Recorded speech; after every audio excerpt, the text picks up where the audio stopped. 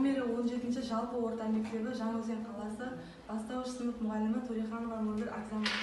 Білім мазмұнын жаңарту заман талабы.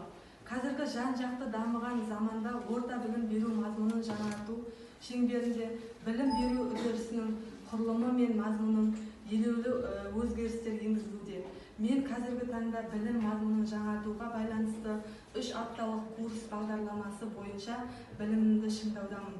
Менің тренерім Сәрсенғалиева Гүлнар Жолановна курстың өте жоғары деңгейде өткізуде.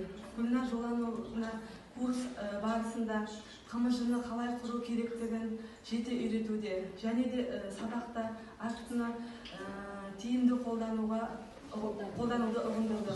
Осы курстан кейін сабақ жоспары тиімді